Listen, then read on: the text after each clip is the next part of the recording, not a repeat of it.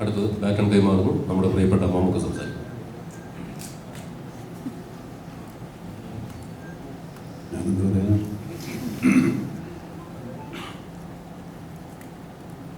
എനിക്ക് പ്രത്യേകിച്ചൊന്നും പറയാനില്ല. സിനിമ സ്വീകരിക്കപ്പെട്ടു എന്നുള്ളതിൻ്റെ വലിയ സന്തോഷം. ഞാൻ ഈ സിനിമയിലും അതിഥിയാണ്, ഇവിടെയും ഒരു അതിഥിയാണ്. അതെ,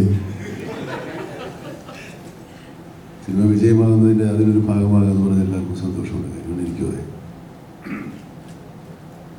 ജയറാമിനുള്ള സ്നേഹത്തിനപ്പുറം ഈ കഥാപാത്രത്തിലുള്ള സ്നേഹം കൂടെയാണ് എന്നെ ഈ സിനിമയിലേക്ക് ആകർഷിച്ചത്. പിന്നെ കഥാപാത്രം സിനിമയിൽ കുറച്ച് സമയമുണ്ടെങ്കിലും പ്രധാനപ്പെട്ട ഒരു കഥാപാത്രം തന്നെയാണ്. അതുകൊണ്ട് സ്വാഭാവികമായിട്ടും അത് ആരെന്നുള്ള ഒരു പ്രതീക്ഷ പ്രേക്ഷകന് സിനിമ കാണുന്നത് മുതൽ ഉണ്ടാകും. ഇതിൻ്റെ സസ്പെൻസ് ഒരു പരിധിവരെയൊക്കെ സൂക്ഷിച്ചു കുറേ കാലം. ജയറാമിൻ്റെ കയ്യിൽ തന്നെ പോയി ഒരു പ്രാവശ്യം.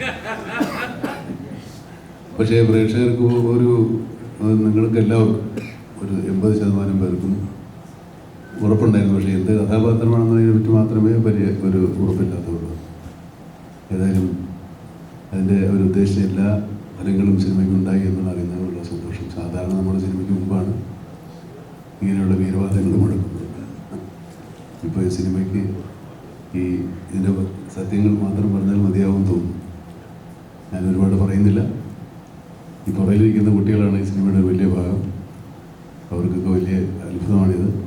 ആദ്യത്തെ അനുഭവമാവുന്ന പലരുമുണ്ട്.